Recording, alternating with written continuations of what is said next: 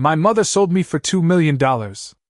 At least that's what I believed when the black Rolls-Royce pulled away from our apartment building and I watched her disappear through the rain-streaked rear window without looking back once. The city lights blurred outside the tinted glass like melting gold, smeared across Manhattan by the storm pounding against the streets. My hands wouldn't stop shaking. I pressed them against my knees anyway, trying to hide it from the man sitting across from me. Damien Moretti looked like the kind of man mothers warn their daughters about in whispered conversations after midnight. Dark tailored suit. Silver watch glinting beneath the dim cabin lights. Sharp cheekbones carved from something colder than flesh. And eyes so pale they didn't seem real. He wasn't touching me. Wasn't even looking at me now. He sat perfectly still with one hand resting against the leather seat while the driver navigated through rain and traffic below. That somehow terrified me more. "You don't have to be afraid," he said finally, his voice low enough to almost disappear beneath the thunder outside.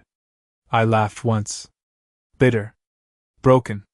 My mother handed me over like a piece of property. His jaw tightened slightly at that, almost too subtle to notice. "That's not what happened." "Really?" I snapped before I could stop myself. Because from where I was standing, it looked exactly like that. The Rolls-Royce slowed beside a red light.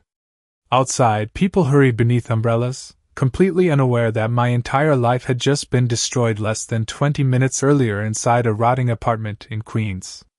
20 minutes ago, I'd been worried about my anatomy exam and whether the diner would give me extra shifts this weekend. Then came the knock at the door. 3 men in black coats. Followed by Damien Moretti himself stepping into our apartment like darkness had learned how to wear Italian leather. My mother had gone pale the second she saw him.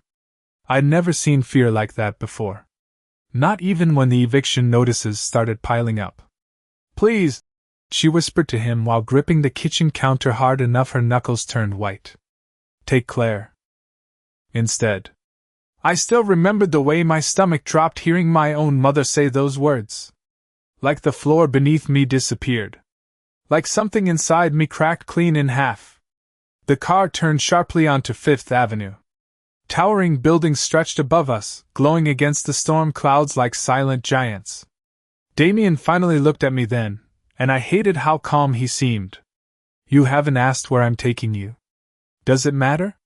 His gaze held mine for 3 long seconds. "Yes." I swallowed hard. "Fine. Where are you taking me?" "Somewhere safe." Safe. The word almost made me angry enough to scream. Men like Damien Moretti didn't know the meaning of safe. Men like him were the reason girls locked their apartment doors twice at night. My chest tightened as the car disappeared beneath the underground entrance of a massive building overlooking Central Park. Security gates opened immediately. Men with earpieces stepped aside the second they recognized the vehicle. Power radiated through every inch of this place. Expensive. Untouchable. Dangerous. The elevator ride to the penthouse felt endless. My reflection in the mirrored walls barely looked human anymore. Smudged mascara. Wet blonde hair clinging to my coat. 23 years old and suddenly belonging to a world I never asked to enter. When the elevator doors finally opened, warm lights spilled across polished marble floors. Floor-to-ceiling windows revealed Manhattan glowing beneath the storm like a kingdom built from electricity and rain. Damien stepped aside, letting me walk out first. Another thing that confused me.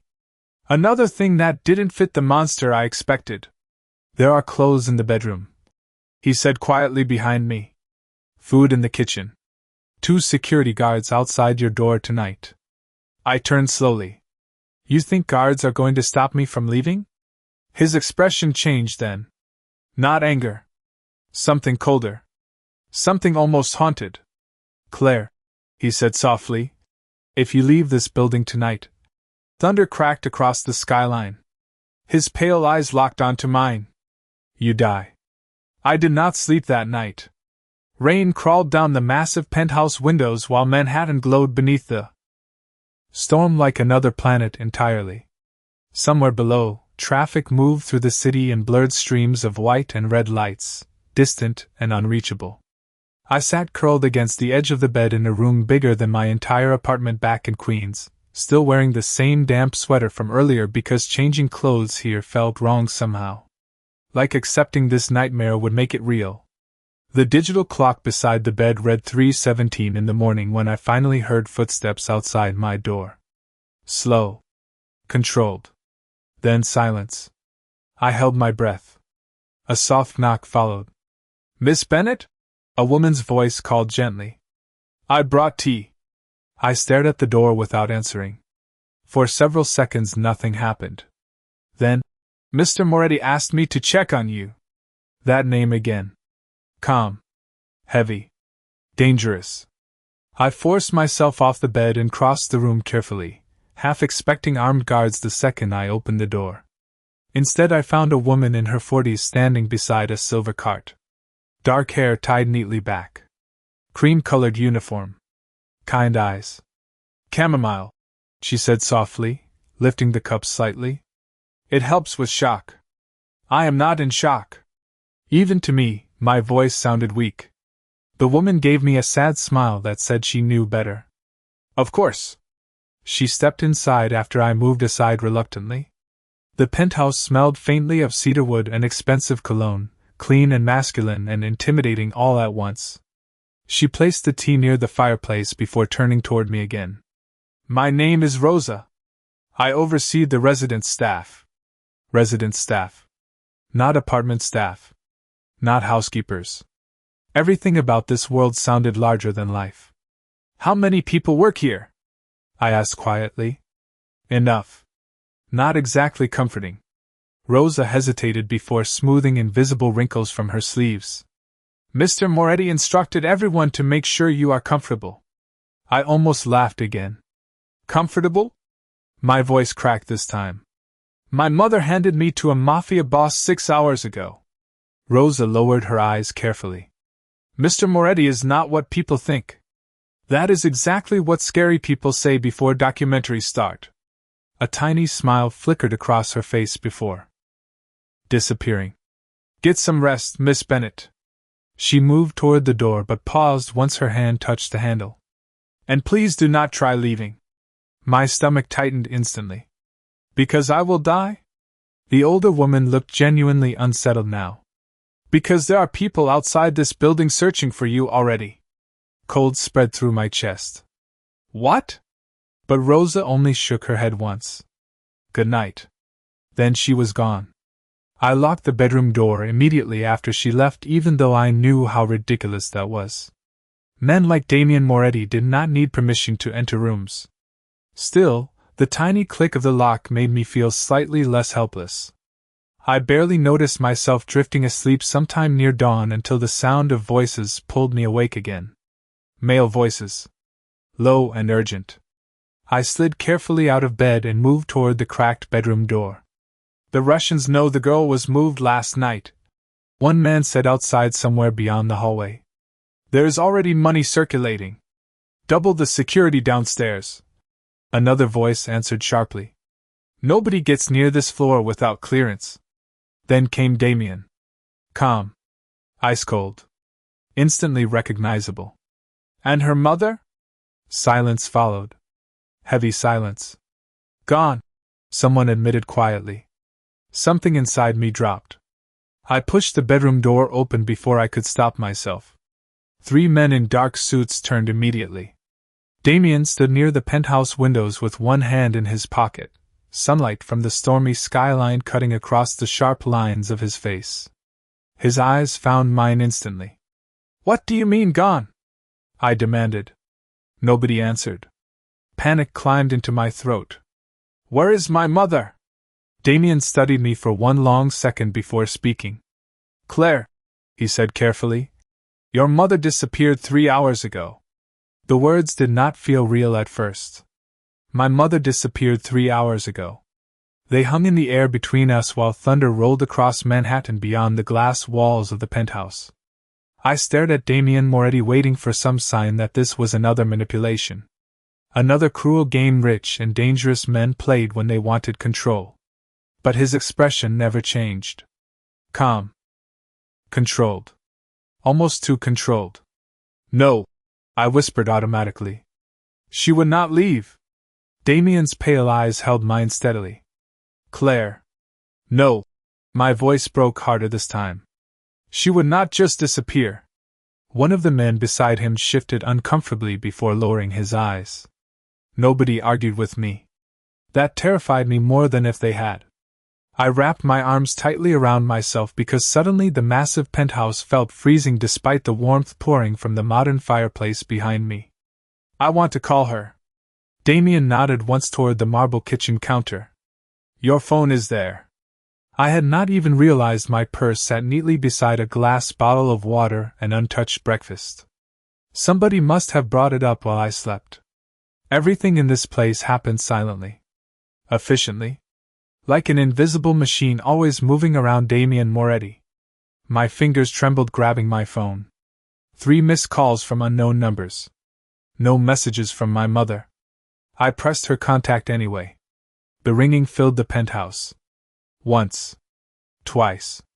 3 times. Straight to voicemail. Mom, I said after the beep, already crying harder than I wanted to. Please call me back. Please. My voice sounded small inside the enormous room. Embarrassingly small. I ended the call quickly before anybody could hear me break apart completely. Silence settled again. Damien finally moved then, walking toward me slowly enough that I had time to step back if I wanted. I hated that part of me noticed how carefully he approached.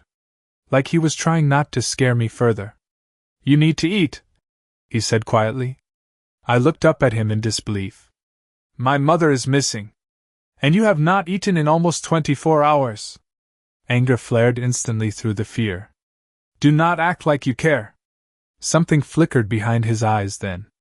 Fast. Gone almost immediately. You think I brought you here for amusement?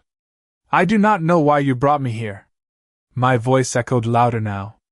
Nobody tells me anything. 1 minute my mother is handing me to a mafia boss and the next I wake up inside some billionaire prison while armed men whisper outside my bedroom door about Russians looking for me. The room went still again after that word. Russians. Damien's jaw tightened slightly. Who told you that? I heard them this morning. He exhaled once through his nose before glancing briefly toward the men behind him. Leave us. The 3 men disappeared immediately without argument. Within seconds the penthouse fell unnaturally quiet except for rain tapping against the windows. Damien waited until we were alone before speaking again. Claire, he said carefully, there are things happening right now that you do not understand. Then explain them. I cannot explain everything yet. Convenient. I wiped angrily at my face. You know what is funny? I spent my whole life thinking rich people had freedom. But every room in this place feels locked. Damien studied me silently for several seconds.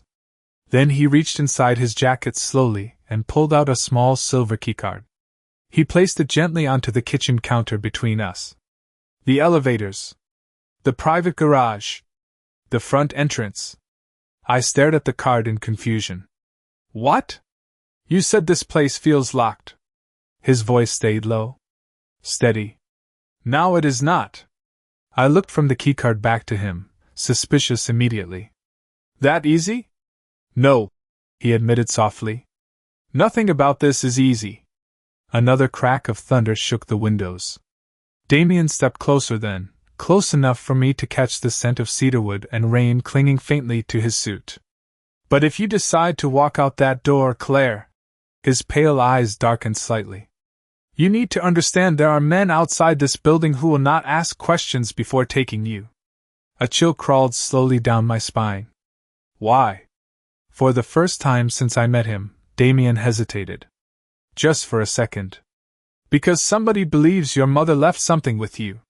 The rain finally stopped sometime that afternoon, but the gray clouds still hung low over Manhattan like the city itself was holding its breath. I stood alone beside the penthouse windows wearing borrowed clothes that probably cost more than my monthly rent back in Queens. Soft cream sweater. Black leggings. Thick socks that sank into heated marble floors every time I paced the room trying not to panic. Somebody had stocked the closet with my exact size overnight. That detail unsettled me more than the armed guards downstairs. Damien Moretti noticed things. Too many things. I wrapped my arms tightly around myself while staring at Central Park 30 floors below. Tiny people moved along the sidewalks like pieces inside a snow globe. Normal lives. Normal problems. Meanwhile, I was trapped inside a billionaire fortress because my missing mother apparently left something dangerous connected to me. The thought replayed in my head over and over until it stopped sounding real. A soft knock interrupted the silence. Before I could answer, Rosa entered carrying another silver tray. Coffee this time. Fresh fruit. Toast. You should eat, she said gently. Everybody in this building keeps saying that. Rosa gave me a careful look. That is because not eating will not solve your problems. Easy for her to say.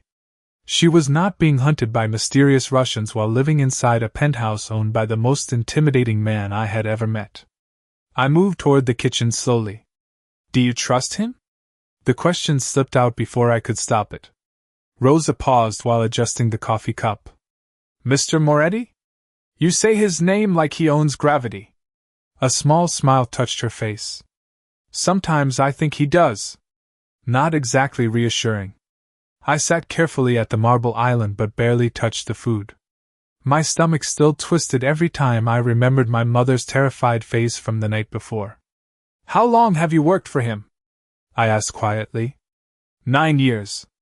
And you are not afraid of him? Rosa considered that carefully before answering. Fear and trust are not always opposites, Miss Bennet. Then she left before I could ask anything else. Those words stayed with me long after the elevator doors closed behind her. Fear and trust. I hated how perfectly that described the way Damien made me feel already. Hours passed slowly after that. Security moved silently through the penthouse halls. Phones rang occasionally in distant rooms. Every now and then I caught fragments of low conversations from men speaking Italian behind closed doors. Tension lived inside this place like another person breathing beside us all. By evening the skyline turned gold beneath the setting sun, reflecting against the glass walls and long ribbons of fire. That was when I finally noticed the painting. It hung near the far hallway leading toward Damien's office. Massive. Oil on canvas. A woman standing beside the ocean in a white dress while storm clouds gathered behind her. Something about it felt familiar enough to make my chest tighten. I stepped closer slowly. Then froze. My mother's signature sat in the bottom right corner. Linda Bennet. My breath caught instantly. No. No way. My mother had not painted in years. Not since I was little. Hands shaking, I reached toward the frame before stopping myself. You recognized it. Damien's voice behind me sent my pulse jumping violently. I turned too fast. He stood near the hallway entrance without his suit jacket now, dark shirt sleeves rolled neatly to his forearms. Somehow that made him look even more dangerous. More human too. Which was worse. Why do you have this? I asked. Damien glanced toward the painting briefly before meeting my eyes again. Your mother gave it to me. Confusion crashed through me immediately. That is impossible. It is not. She stopped painting after my father died. His expression shifted slightly at that name. My father. That is what she told you. The room suddenly felt too quiet again. What does that mean? Damien walked closer slowly, stopping beside the painting instead of beside me. Your mother has been lying to you for a very long time, Claire. My throat tightened. About what? He looked at the signature beneath the painting for one heavy second before answering. About who your father really was. The world seemed to tilt sideways after that sentence. About who your father really was. I stared at Damien while the golden light from sunset bled across the penthouse windows behind him, turning the entire room copper and shadowed. My chest tightened so hard it almost hurt to breathe. Do not do that, I whispered. Damien's expression remained unreadable. Do what? Try to confuse me. My voice sharpened instantly. I buried my father when I was 12 years old. Memories hit. Me all at once after saying it. Hospital smell. Black umbrellas outside the cemetery. My mother crying so hard she nearly collapsed beside the coffin. I remembered gripping her hand through the funeral, while cold rain soaked through my shoes. Every detail still lived inside me like scar tissue. Damien walked slowly toward the windows, hands resting loosely in his pockets. "The man who raised you loved you very much," he said quietly. "That does not answer my question." "No." He looked back at me then. "It does not."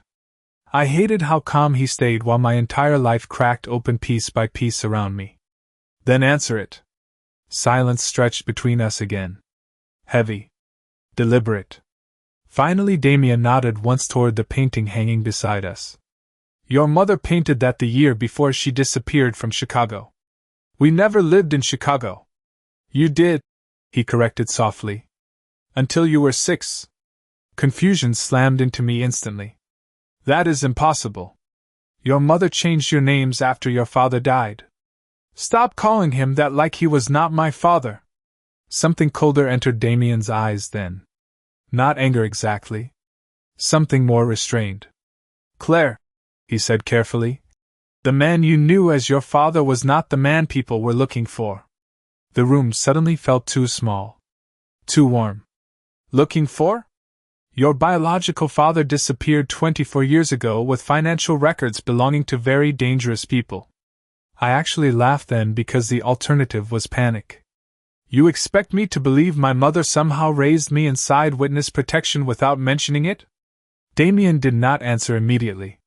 That silence terrified me more than words. My pulse started pounding harder. "No." I stepped backward instinctively. "No, you are lying." "I wish I was." "Why would she hide something like that from me?" His gaze softened slightly for the first time since I met him. "Probably for the same reason she begged me to take you." My throat closed painfully. "To protect me?" Damien nodded once. The penthouse suddenly blurred around the edges as tears burned my eyes again. I hated crying in front of him. Hated how weak it made me feel. But nothing about the past. 48 hours felt survivable anymore. Missing mother. Secret identities. Russians searching for me. None of this belonged to my life. I was supposed to be studying for nursing exams and arguing with my landlord about broken radiators. Not standing inside a Manhattan penthouse learning my entire childhood might have been built on lies. "Why are you helping me?" I asked finally. Damien looked away toward the skyline for several seconds before answering. "Because I owed your father a debt." "What kind of debt?" "The kind men spend their lives trying to repay." His voice changed slightly when he said it. Quieter. Heavier. Like memory itself weighed something physical inside him. Before I could ask anything else, one of the elevators chimed sharply from the far hallway. Damien's entire posture shifted instantly. Every muscle tightening beneath the dark fabric of his shirt. Dangerous. Alert. A man in a charcoal suit stepped quickly into the penthouse, breathing hard enough that I knew something was wrong immediately. "Boss," he said carefully. "We found the apartment." Damien's eyes sharpened. "And?" The man hesitated briefly before glancing toward me. "It was cleared out before our people arrived." I spread through my chest. "My mother was there?" Nobody answered me directly. The silence said enough. Damien moved immediately toward the hallway, already pulling his phone from his pocket. "Double security here tonight," he ordered coldly. "Nobody in or out without my approval." Then his gaze landed on me again. Calm voice. Controlled expression. But something darker lived underneath now. "Claire," he said quietly, "until I come back, do not open the door for anyone except Rosa." My stomach dropped instantly. "Why?" Damien stared at me for one long second before answering. "Because whoever reached your mother first now knows exactly where to find you." After Damien left, the penthouse no longer felt luxurious. It felt exposed. Every shadow stretching across the marble floors after sunset seemed darker somehow. Every distant elevator chime made my pulse jump. I sat curled into the corner of the enormous sectional couch with a blanket around my shoulders while rain returned against the windows in soft waves. Manhattan glittered outside like nothing bad could ever happen here. Like the city itself was too expensive for fear. But fear lived in my chest now constantly. Quiet. Heavy. Breathing beside me. Rosa brought dinner sometime after 8, though I barely touched it. You need strength, she reminded me gently while setting soup and tea onto the coffee table. I need answers. She hesitated slightly. Sometimes those are the same thing. Then she disappeared again, leaving me alone with my thoughts and the endless sound of rain. I tried calling my mother 3 more times that evening. Straight to voicemail every time. By the 4th attempt I stopped leaving messages because hearing my own desperate voice hurt too much. Midnight crept closer slowly. The penthouse lights dimmed automatically around me, casting warm amber shadows across the walls. Somewhere beyond the closed office doors at the far end of the residence, men spoke quietly in Italian. Every so often I heard Damien's voice among them. Calm. Controlled. Impossible to read. He had returned an hour earlier without announcing himself. 1 second the penthouse was silent. The next his security detail moved through the hallway like the temperature itself had changed. I hated how aware I had become of his presence already. Even from another room, I could feel him somehow. Around 12:40 in the morning, I finally gave up pretending I could sleep. I wandered barefoot toward the kitchen instead, pulling the oversized sweater tighter around myself. The penthouse looked different at night. Colder. More private. Floor-to-ceiling windows reflected the city lights back against polished black marble, until everything shimmered faintly silver. I froze when I noticed Damien standing alone beside the windows with a whiskey glass in one hand. He had loosened his tie hours ago. Dark hair slightly messy now. The skyline stretched behind him like he owned every building in Manhattan. For a second neither of us spoke. Then his eyes lifted toward me through the reflection in the glass. You should be asleep. His voice sounded rougher tonight. More tired. I could say the same thing to you. A faint shadow of amusement touched his face before disappearing. Insomnia. That seems unhealthy for a mafia boss. Occupational hazard. I surprised myself by laughing softly at that. Just once. Small and exhausted. Damien looked at me differently afterward. Not colder. Not warmer either. Just attentive. Like he had not expected me to laugh anymore. Silence settled again between us while rain crawled down the windows. Finally I crossed the kitchen slowly, reaching for bottled water from the refrigerator because my throat suddenly felt dry. Did you find her? I asked quietly without turning around. Damien did not answer immediately. That alone gave me the truth before he spoke. No. I closed my eyes briefly. Do you think she is alive? The question hung there for several painful seconds. When he finally answered, his voice stayed very calm. Yes. You are lying. No. I turned then. How can you possibly know that? Damien studied me for a moment before stepping closer. Not close enough to frighten me. Just enough that I could see exhaustion behind his pale eyes for the first time.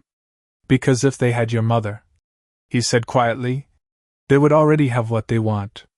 Cold slid down my spine instantly. Which is? His gaze locked onto mine. You. The word landed like ice water. I gripped the edge of the kitchen island harder. I do not understand any of this. I know. His voice softened slightly. Then help me understand. Damien stared at me for one long second before slowly reaching into his jacket pocket. He pulled out a small photograph and placed it carefully on the marble counter between us. My breath caught instantly. The photo looked old.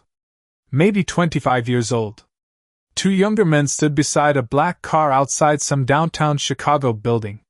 One of them was Damien. Younger. Leaner. No silver at his temples yet. The other man smiling beside him made my entire body go still. No, I whispered.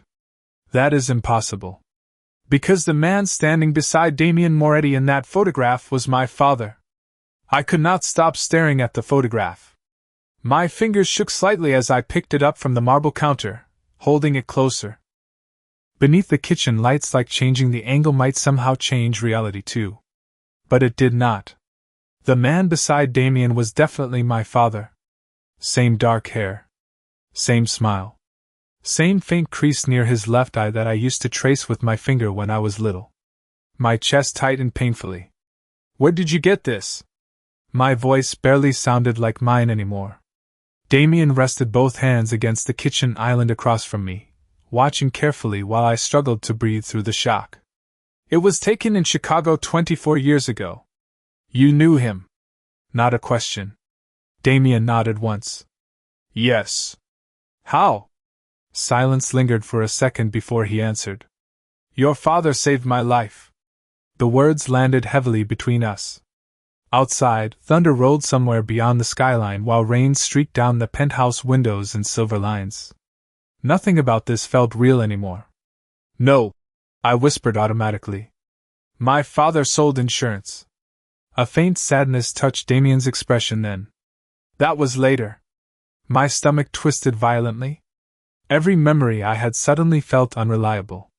Like someone had rewritten my childhood without telling me. Who was he really? Damien looked down briefly at the photograph before answering. His real name was Michael Bennett. Relief almost hit me at first. At least that part matched. But before that, Damien continued quietly. People knew him as Michael DeLuca.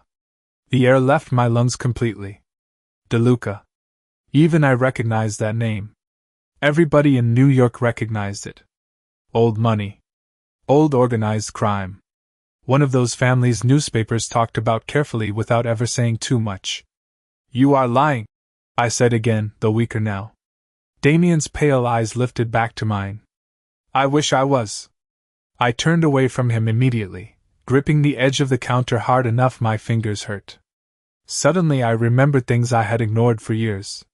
The way my mother panicked whenever strangers lingered too long near our apartment. How she changed schools twice while I was growing up. The fake names on old mail hidden inside closets. Tiny details that never made sense until now. Why are you telling me this? I asked quietly. Because you deserve the truth. I laughed bitterly through the tears building in my throat. That is convenient coming from a mafia boss. To my surprise, Damien did not react angrily. You are right. His honesty caught me off guard. Most men in my world use truth like currency. Only when necessary. And this is necessary? Yes. The penthouse suddenly felt unbearably quiet. Somewhere below us the city moved normally while my entire identity unraveled floor by floor above it. I pressed one trembling hand against my forehead. My mother knew all this the entire time. Yes. And never told me. Damien hesitated before speaking again. Your father wanted you away from that life. But it found me anyway. Something dark flickered through Damien's expression at that. Regret maybe. Before either of us could speak again, a sharp electronic buzz suddenly echoed through the penthouse. Loud. Urgent. Damien's head snapped instantly toward the hallway. Every trace of calm disappeared from his face in less than a second. My pulse jumped immediately. What is that? He was already moving. Fast. Stay here. Fear slammed through me as several men in dark suits rushed into the penthouse from the private elevator. Tension exploded across the room instantly. One of them spoke rapidly in Italian while another checked something on a tablet screen. Damien's voice turned cold enough to freeze the air around him. How many? 3 vehicles confirmed below. One man answered tightly.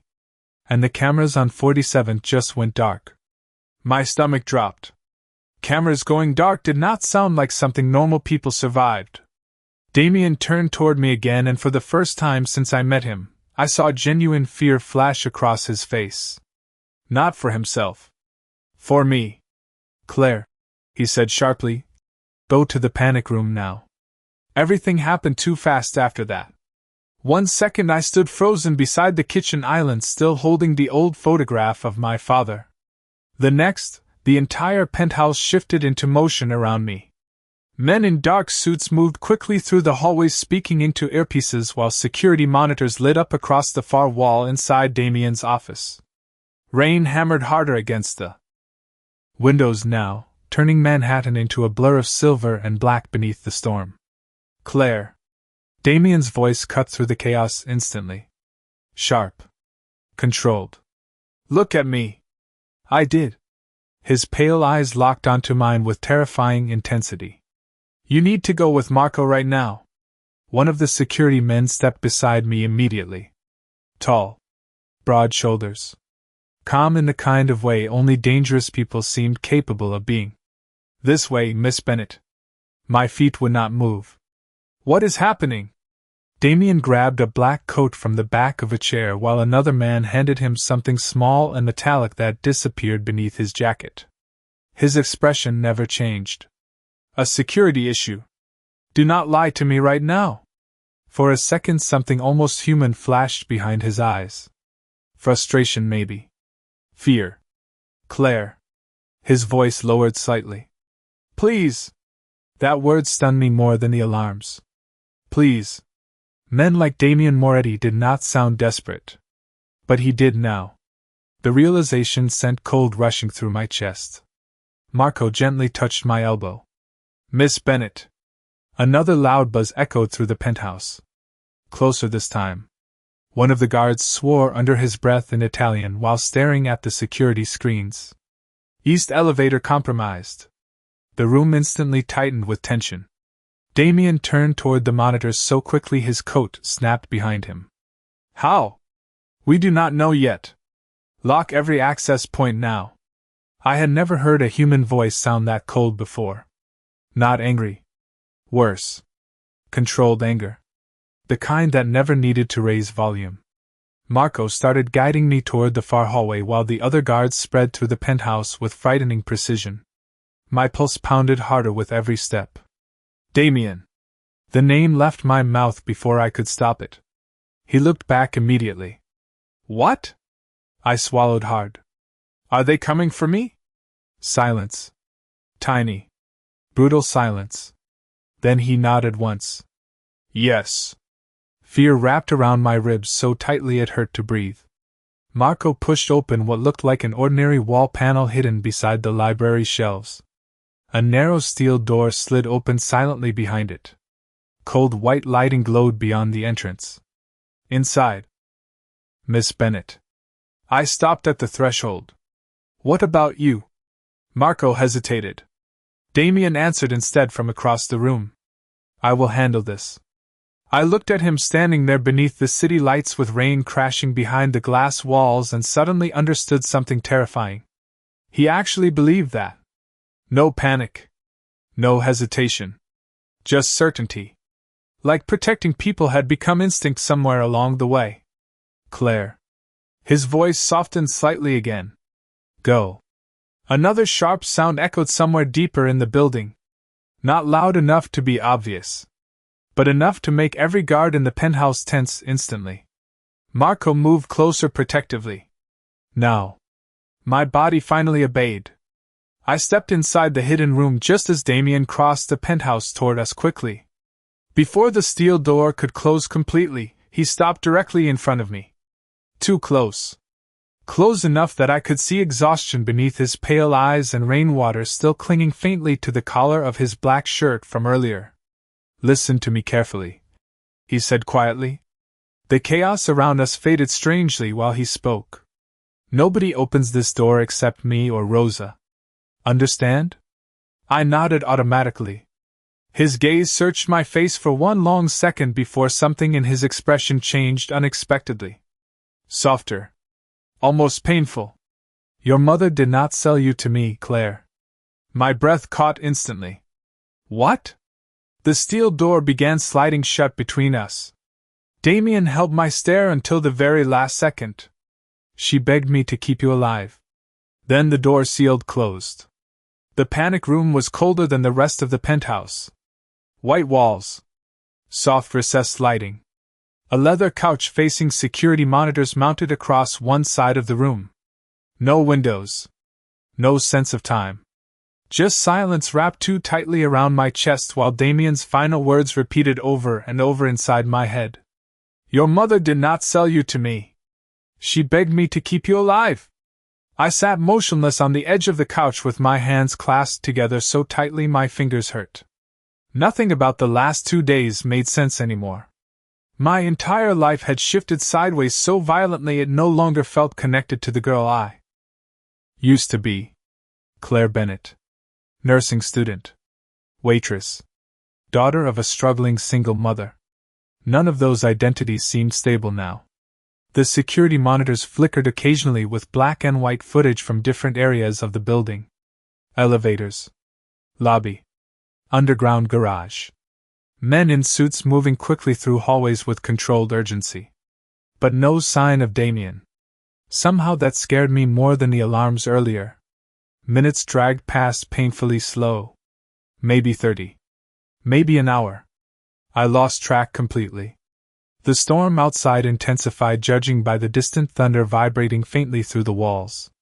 Every sound made me tense automatically now. Then one of the monitors suddenly went black. My pulse jumped instantly. Another followed seconds later. Then another. No, I whispered under my breath. Fear flooded my chest so fast it almost felt like drowning. I stood immediately, staring at the screens while static crackled across them. Somewhere beyond the steel walls outside, muffled voices echoed briefly before disappearing again. My breathing turned shallow. Too fast. The room suddenly felt too small to hold all the panic clawing through me. Then the steel door opened. I spun around so quickly my shoulders slammed against the wall beside me. Damien stepped inside alone. Rainwater darkened the shoulders of his black coat. His jaw looked tighter than before. More exhausted. But the second his eyes found me, something inside his expression loosened slightly. Relief. Actual relief. You are okay, he said quietly. I hated how those words affected me. Like some terrified part of me had been waiting for his voice specifically. What happened? He closed the steel door behind him before answering. It is handled. That is not an answer. A tired exhale escaped him. No. It is not. I stepped closer before fear could stop me. Were they here for me? Yes. Who are they? Damien looked at me carefully for several seconds before finally speaking. Men your father once trusted. Cold spread slowly through my chest again. Why would they want me? His pale eyes darkened slightly. Because they believe your mother left something behind before she disappeared. But I do not have anything. I know that. Then why are they chasing me? Silence stretched painfully between us before Damien answered. Because they think eventually you will lead them to her. The room felt quiet again except for distant thunder outside. I stared at him standing there beneath the soft white lights of the panic room and suddenly realized how tired he looked. Not physically. Something deeper than that. Like he had spent years carrying things too heavy to put down anymore. You could have left me in Queens, I said softly. It would have been easier. Damien actually smiled then. Barely. Sad enough to hurt something inside my chest. Nothing about you was ever going to be easy, Claire. My breath caught unexpectedly. He stepped closer after that. Slow enough not to frighten me. Close enough that I could see the faint silver beginning at his temples and the tiny scar near his jaw I had somehow never noticed before. Your father saved my life once, he said quietly. Before he disappeared, he made me promise something. What? Damien held my gaze steadily. If anything ever happened to him, or your mother. His voice lowered slightly. I was supposed to protect you. Emotion hit me so suddenly I could barely breathe through it. All this time I thought I had been trapped here against my will. Bought. Controlled. Owned. But standing in front of Damien Moretti now, I finally understood the truth. He had never looked at me like payment. He looked at me like a promise he refused to break. Tears burned my eyes again before I could stop them. Damien noticed immediately. Of course he did. His hand lifted slightly like he wanted to reach for me before stopping halfway between us. Controlled even now. Always controlled. Claire, he said softly, if freedom is what you want after this is over, I will open every door myself. Something inside my chest cracked quietly at that. Because for the first time since entering this world, I realized I did not feel trapped standing beside him anymore. And somehow, that terrified me most of all.